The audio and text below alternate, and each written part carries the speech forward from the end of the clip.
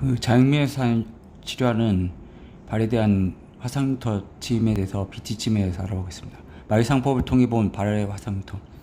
마취상법을 제가 번역을 했잖아요, 한국 최초로. 근데 마취상법이 문제가 이본이 많다는 거죠. 이건 필사본이기 때문에 국가에서 그걸 출판을 하지 못하겠기 때문에 결국은 그런 것들이, 그래서 막 글자 자체가 막 틀린 게 많아요. 그런 것도 교정하려고 좀 힘들었죠.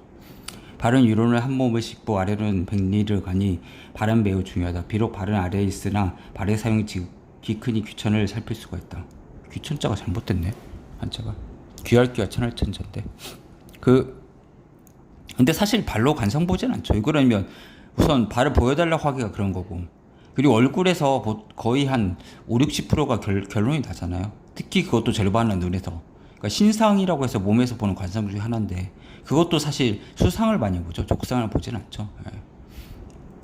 그건 할 때는 중요하다고 하는 거고, 발은 모나며 넓어야 하면 걸을 때는 가지런히 걸어야 된다. 발은 기름지고 연하면 부귀한 것이다. 한편 발이 좁으며 짧고 거칠며 단단한 비천한 상이다.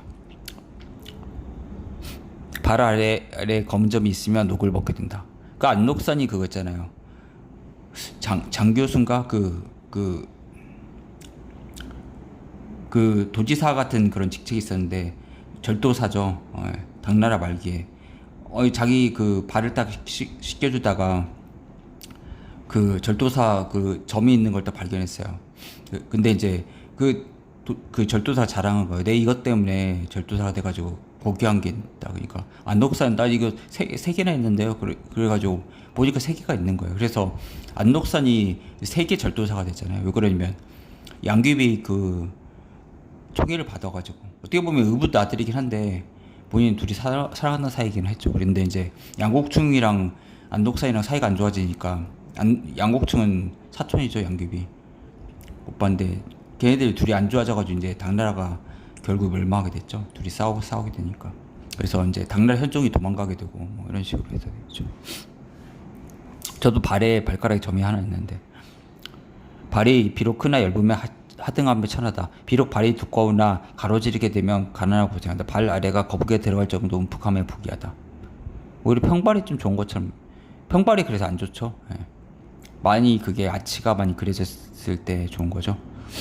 발가락이 섬세하고 길면 충성스럽고 어진 귀인이다. 손가락도 마찬가지죠. 손가락도 가늘면서 좀 긴 게 좀 좋죠. 죽순처럼. 발가락 끝이 가지런하면 호탕하고 뛰어난 현인이다. 발의 사방이 두터우면 큰 부자가 될 사람이다. 대개 귀인의 발은 작고도 두텁고 천한 사람의 발은 크고 엷다. 귀인의 발은 두텁고 여유로워 즐겁고 천한 사람은 발은 얇으며 바쁘며 고생한다.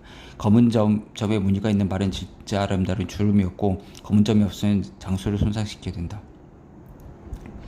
이상이 마취상법에 있는 발에 대한 관상의 내용인데, 송나라 시대에 그리기 때문에 진단이라는 사람이 한 거죠. 뭐 직접 짓진 않았는데 진희라고 하죠. 그 사람은 호가. 내용이 조금 어렵다.